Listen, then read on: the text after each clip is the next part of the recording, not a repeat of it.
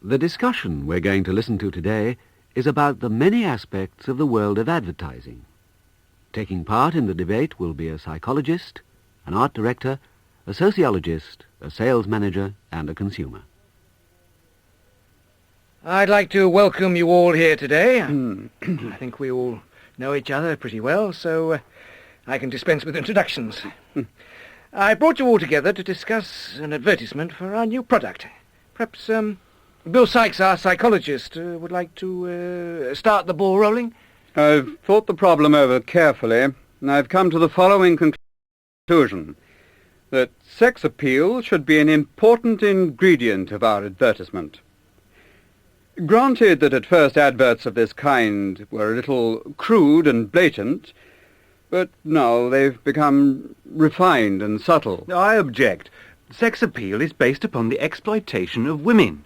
A woman is not an object to be sold with your product. As I just said, in the past we presented a new car with a beautiful girl inside. We've changed. Now adverts are merely suggestive. The sex appeal is indirect. For instance, look at this picture. The product is missing. What do you think is being advertised? Here's the completed advert. A desert island, palm trees, warm sand, the hot sun on your skin. You need nut oil, an extra luxury.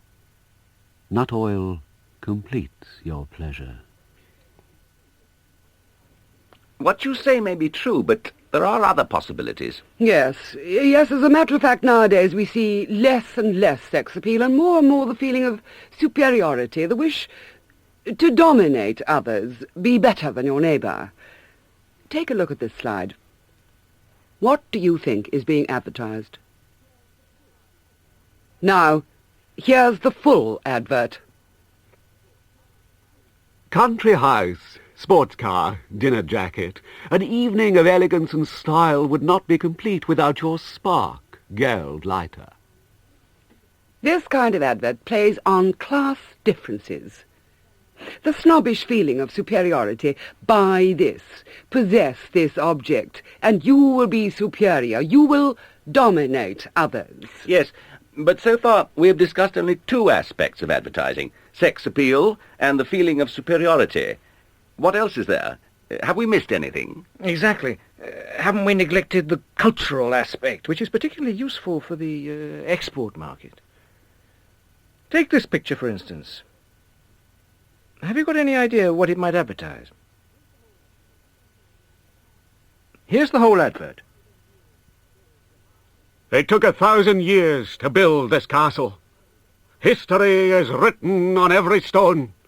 Battles were fought here, queens slept here, kings died here, and for 1,000 years the Scots have been making Fraser's shortbread, the flavour of centuries.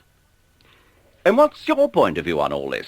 You haven't said much up to now. For the average man in the street, the idea of family and home is extremely important. The warmth, the emotional security. Oh, home sweet home.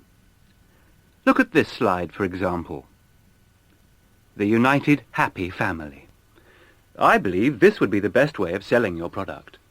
Our consumer may be right, though perhaps the best thing would be for each of us to create his own or her own advertisement for our product. The revolutionary self-heating electric slippers.